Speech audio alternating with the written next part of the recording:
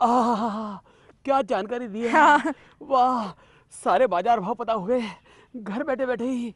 आह, वो तो सब ठीक है, ये क्या लगा रहे हो आप? अरे गाल जल गया ना, हाँ तो तो मलाई में चीनी मिला के लगा रहा हूँ। मलाई में चीनी? हाँ, जीजा जी, आप डॉक्टर को क्यों नहीं दिखा रहे हो? अरे गाल को ठंडक मिलती है इससे, और एक फायदा और भी है।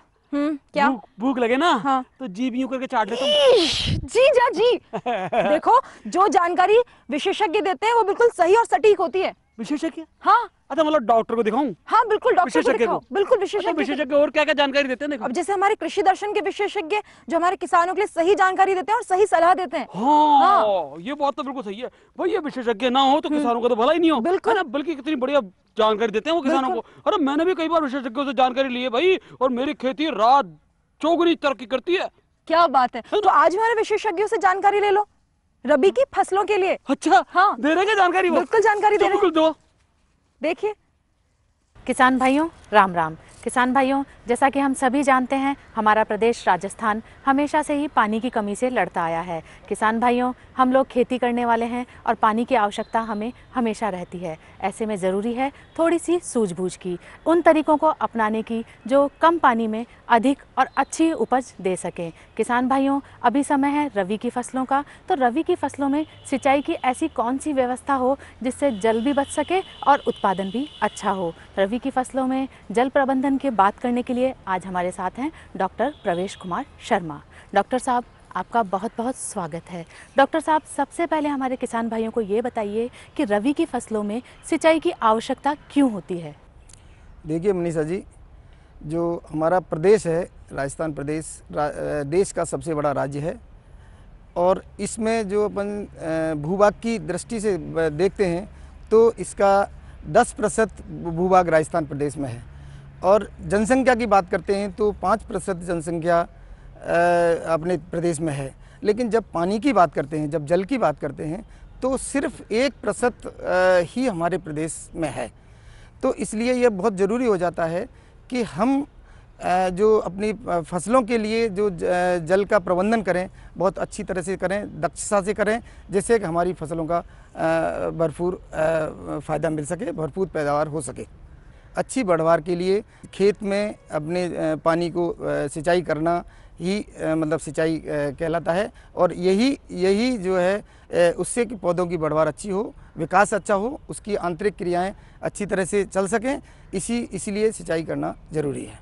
तो डॉक्टर साहब, ये तो रही सिंचाई की आवश्यकता, लेकिन रबी की फसलों में क्या सिंचाई की ऐसी कौन सी विधियां हैं जो हमारे किसान भाई अपना सकते हैं? देखिए मनीषा जी, किसान भाइयों के लिए कई विधियां इस तरह की हैं जो किसान भाई अपनाते हैं।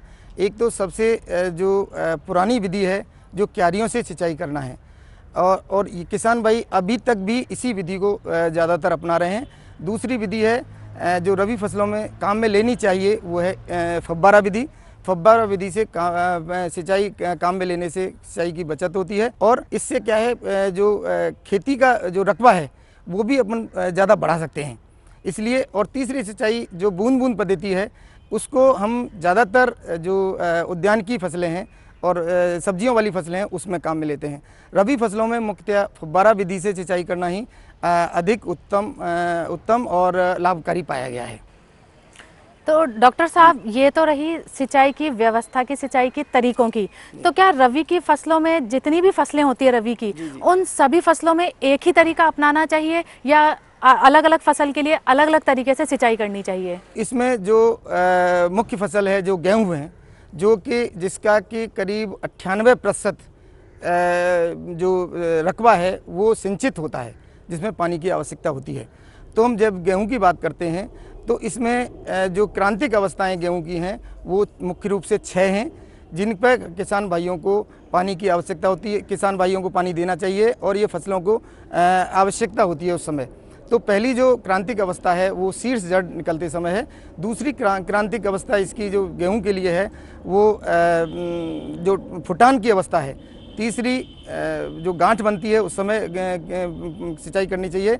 चौथी सिंचाई बालियां निकलते समय, और पांचवी सिंचाई जो दाने में जो दूधिया अवस्था होती है उस समय करनी चाहिए, और छठवीं सिंचाई जब दाना भराव होता है, जब दाने में भराव शुरू होता है तब सिंचाई करनी चाहिए, जिससे कि दाना मोटा पकता है और अच्छा पकता है। तो लेकिन मनीषा जी ऐसा है, किसान भाइयों को यदि पानी की कमी होती है, किसान भाइयों को के पास पानी की उपलब्धता कम है, तो यदि 4 पानी देने हैं तो उसमें पहली सिंचाई शीर्ष जड़ निकलते समय, दूसरी सिंचाई फुटान की उत्तरावस्था पर, और तीसरी सिंचाई जब बालियाँ निकलती हैं तब, और चौथी सिंचाई जब दूधिया अवस्था होती है उस समय सिंचाई करनी चाहिए।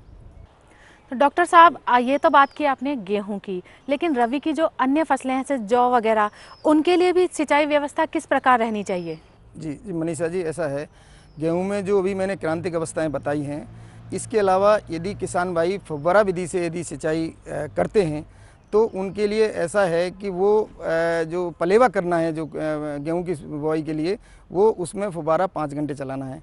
बाद में जो फव्वारे से सिंचाई करनी है खड़ी फसल में, उनके लिए 15 दिन के अंतराल पर 7 सिंचाइयाँ करनी होती हैं। और यदि कई बार किसान भाइयों के साथ समस्या है, बिजली कम आती है, तो यदि 3 घंटे ही फव्वारा चला पाते हैं, 3 घंटे बिजली उपलब्धता है, तो उसके लिए 10-12 दिन के अंतराल पर 9 सिंचाई करने की ज़रूरत होती है गेहूं की फसल में, जिससे एक उत्पादन अच्छा होता है। इसके अलावा जो आपने दूसरी फसलों की बात करी, इसके लिए जो जौ की फसल है उसमें भारी मिट्टी में 3 सिंचाइयों की आवश्यकता होती है, और हल्की मिट्टी में 4 से 5 सिंचाइयों की आवश्यकता होती है। तो हल्की मिट्टी में जो क्रांतिक अवस्थाएं जौ के लिए हैं, वो पहली अवस्था है 20 से 30 दिन पर सिंचाई करनी चाहिए। दूसरी जो बाली में जो निकलती है उस समय, और तीसरी सिंचाई दानों में जो दूधिया दाने पड़ते हैं उस समय सिंचाई करने की आवश्यकता होती है। फव्वारा विधि से भी सिंचाई के लिए कम से कम 5 सिंचाइयों की आवश्यकता होती है, और हर सिंचाई में फव्वारा 4 घंटे चलाने की आवश्यकता होती है। तीसरी जो फसल है, जो चने की बात करते हैं अपन, चने में 3 सिंचाइयों की आवश्यकता होती है फव्वारा से, और फव्वारा विधि से पहली सिंचाई 40 दिन पर, दूसरी 80 दिन पर, और तीसरी 110 दिन के बुआई के 110 दिन बाद करनी चाहिए। सरसों की जो बात करते हैं हम, सरसों की सिंचाई के लिए, उसमें फव्वारा विधि से सिंचाई करने पर पहली सिंचाई 30 से 35 दिन पर करनी चाहिए, और दूसरी सिंचाई करीब 75 दिन बाद, और तीसरी सिंचाई 100 दिन के बाद करने की ज़रूरत होती है, जिससे कि क्रांतिक अवस्थाएं हैं उन पर पानी की नमी की उपलब्धता हो जाती है। तो डॉक्टर साहब, ये तो रही सिंचाई की व्यवस्था की बात, लेकिन हमारे किसान भाई कई बार ये सोचते हैं कि खेतों में खूब सारा पानी देंगे तो बहुत अच्छी उपज होगी, तो क्या ज़्यादा पानी देने से रबी की फसलों में कुछ नुकसान हो सकता है? इसमें यदि ज़्यादा पानी हम लगा रहे हैं खेत में, तो उससे कई बातों में नुकसान होता है। एक तो जो अपने उर्वरक हैं जो ज़मीन में, उनका ह्रास होता है पानी ज़्यादा पिलाने से, और दूसरा पानी जो बह के जाता है, मिट्टी का कटाव होता है, और तीसरा जो अपने जो खेत में जो है जो ज़मीन है वो कॉम्पैक्ट हो जाती है, जिससे कि जो हवा का जो संचालन है ज़मीन में वो बहुत कम हो जाता है। इसलिए किसान भाइयों को चाहिए कि पानी बहुत कम लगाएं, और क्रांतिक अवस्थाएं जो बताई गई हैं उनके हिसाब से ही पानी को पिलाएं। किसान भाइयों को ये भी बताइए कि जब वो सिंचाई कर रहे हैं तो ऐसी कौन सी बातों का वो ध्यान रखें जिनसे उनको कम पानी में अधिक उपज हो?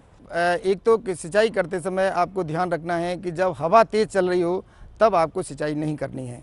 उस दौरान यदि क्रांतिक अवस्था पर सिंचाई करनी है तो सिंचाई शाम के समय करनी है, और जिससे कि अपने फसल जनरली क्या किसान भाई जब दिन में पानी पिला देते हैं, हवा चली होती है तो फसल आड़ी गिर जाती है, उससे क्या है काफ़ी नुकसान हो जाता है।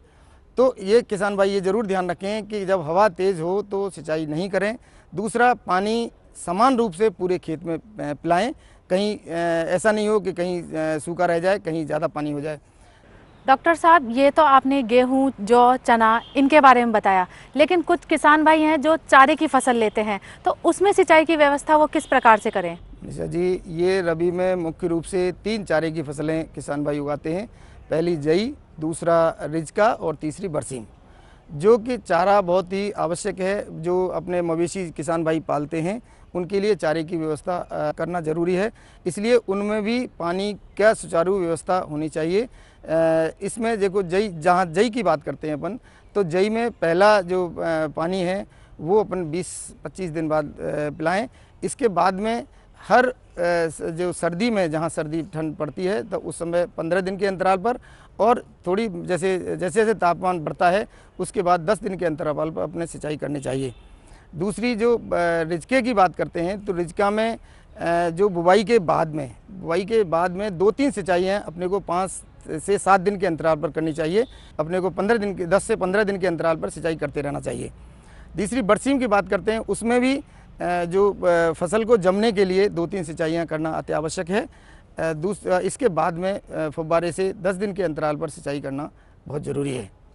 डॉक्टर साहब, आप कार्यक्रम में आए, हमारे किसान भाइयों को आपने सिंचाई व्यवस्था के बारे में इतनी अच्छी जानकारियां दी, आपका बहुत बहुत धन्यवाद। किसान भाइयों, हमारा प्रदेश वैसे ही कम पानी की मार को झेलता आया है, इसलिए ज़रूरी है कि आप फव्वारा पद्धति अपनाएं, बूंद बूंद सिंचाई करें, तभी तो आप कम पानी में अधिक पैदावार ले सकेंगे। किसान भाइयों, अब आज्ञा दीजिए।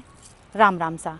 अरे वाह साली साहब, इन विशेषज्ञ महोदय ने तो बहुत अच्छी जानकारी दी रबी की फसलों के बारे में। अरे सारी चीजें बता दी, अब तो मजा ही आ जाएगा किसान भाइयों को, है ना? लेकिन तुमको एक बात बताऊं, हाँ जी। सारे विशेषज्ञ ढंग की जानकारी नहीं देते। क्यों? अरे मेरी शादी से पहले पता है क्या? मैंने एक विशेषज्ञ से सलाह ली थी और पूछा था तुम्हारी दीदी के बारे में कैसी है। बोली बहुत सगुनी है, बहुत काम करेगी, सारा काम घर का मेरे को करना पड़ता है। बेकार की सलाह दी थी मेरे को। जीजा जी देखो, अब आपकी और मेरी लड़ाई हो जाएगी। हाँ, क्यों हो जाएगी? क्यों? आप मेरी दीदी के बारे में कुछ बोलोगे और मैं चुपचाप खड़े सुनती रहूंगी? अरे गलत यार, बात।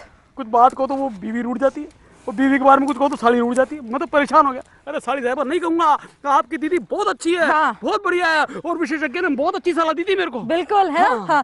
अब आप जल्दी से जाओ डॉक्टर के पास, सलाह लो इसके बारे में। ठीक है, चला जाऊंगा, पर डॉक्टर का पता तो बताओ। डॉक्टर का पता? हाँ। पहले मैं हमारे किसान भाइयों को हमारे कृषि दर्शन का पता बता दूं, ताकि आप अपने सुझाव, अपने सवाल हमसे पूछ सकें। हाँ, बताओ बताओ, जल्दी बताओ। हमारा पता है कृषि दर्शन, दूरदर्शन केंद्र, झालाना डूंगरी, जयपुर।